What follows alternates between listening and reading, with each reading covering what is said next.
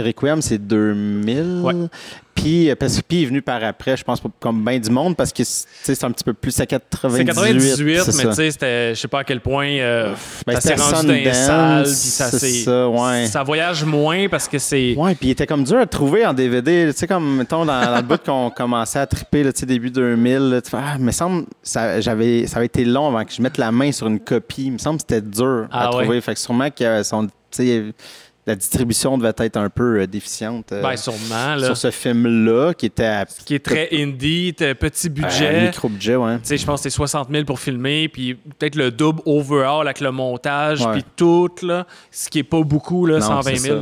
Tout de même, c'est un film très personnel, il y a une touche... unique. Là. Ouais. On peut déjà rentrer là-dedans, mais en même temps, on va se promener.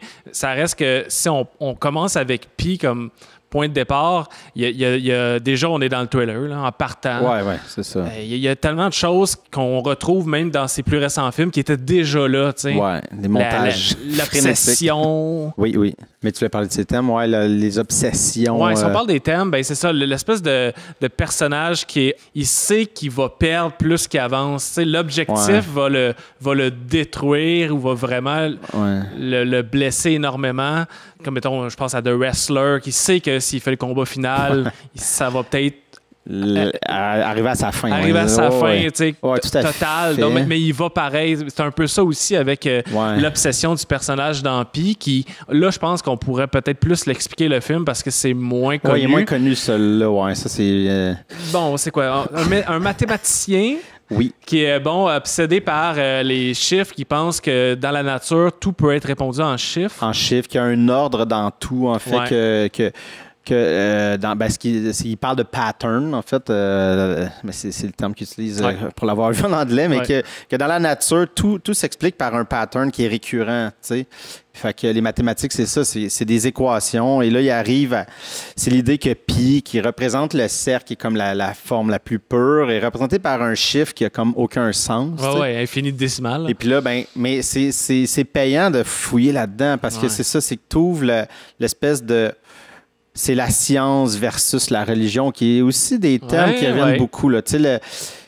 Parce que quand tu parles d'obsession, c'est aussi beaucoup des gens en quête ou en manque de sens. Alors, ils cherchent, mais peut-être dans la mauvaise place. Grosso modo, dans les films où ils vont fixer sur quelque chose en pensant que c'est ça qui va répondre à leur détresse, à leur déprime, à leur peu importe quoi, dépendamment des films. Et là-dedans, c'est ça, le mathématicien hyper trop génie qui est très borderline Asperger. J'ai un autisme de haut niveau mathématique. Fait que là, lui, il pense qu'il y a les capacités de trouver un pattern dans le chiffre pi. Et là, va sombrer l'espèce de folie, en fait. Il faut dire aussi qu'il y a une espèce des headaches compulsifs. Là. C'est pas le bon terme, là, mais je veux dire, il y a des maux de tête intenses qui vont prendre de plus en plus d'importance, plus qu'il avance dans ses recherches parce que ça prend tout son jus. C'est ça. Fait que là, le côté interne du personnage, le mal-être qui va souvent... à peu pratiquement tout le temps, interprété avec le montage puis le son, beaucoup. Les sons stridents, des coupes super franches et rapides qui te font sentir inconfortable. Mais en fait, le but d'Aronofsky, puis je pense que ça, on va y revenir à tout le temps, mais quand on dit qu'il est divertissant, mais qui est intense, qui est tout le temps là, c'est qu'il veut utiliser tous les outils qui existent pour te faire ressentir exactement comment le personnage se ressent. Donc, c'est un personnage qui s'enfonce dans une espèce d'anxiété, dans une espèce de... Tout ce qui focus là-dessus, c'est ça. Fait que le reste de la vie passe comme flou, rapide, un peu. Il n'y a pas de repère en dehors de tout ça. T'sais. Fait que je pense qu'il essaie de nous faire sentir l'espèce de frénésie de son cerveau, l'espèce de truc qui va trop vite. Le montage va trop vite. Un peu un truc qu'il va ramener souvent, là, surtout dans son deuxième Requiem.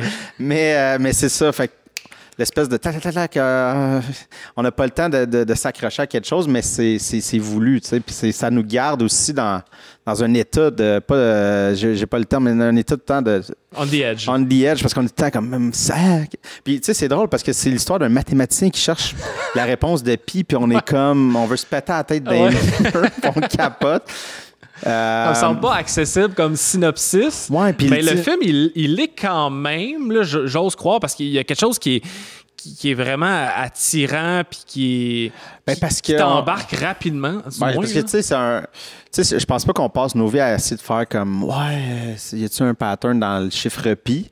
Mais il y a quelque chose d'intriguant. Parce que ça représente une forme si pure, mais avec un chiffre si compliqué. Puis il y a peut-être quelque chose. Tu sais, ça amène un nébuleux qu'on est prêt à ouvrir, on est prêt à se laisser aller là-dedans. Puis, justement, le fait qu'il amène la science et la religion, l'espèce de pattern, puisque tu as les Juifs acidiques, la Kabbale. Eux, ils pensent que c'est la clé vers Dieu. Puis là, tu as comme la gang plus gouvernement. Que je dis science, mais c'est le gouvernement. La bourse, là aussi. Là. Ouais, la bourse. C'est comme les piliers des États-Unis. Le capitalisme.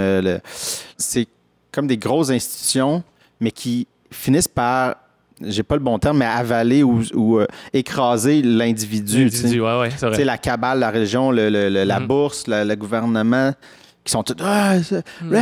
Puis ça l'écrase. Comme un étau qui se ferme sur lui totalement. Là, Mais c'est ça. Fait que t'as cette critique-là de la société. C'est ça qui est résistant à passer des grands thèmes dans l'humanité. Des affaires, ouais, c'est ça, super.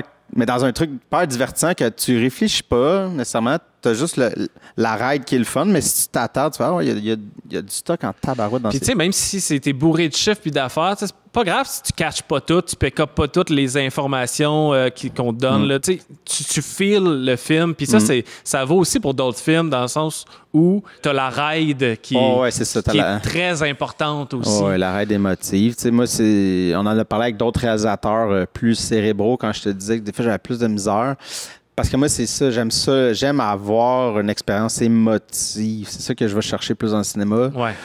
Je parle pas de divertissement, mais je parle vraiment de ressentir quelque chose. Puis avec lui, ben c'est sûr, c'est tellement intense que tu peux pas ne pas ressentir à tout le moins une excitation, un énervement.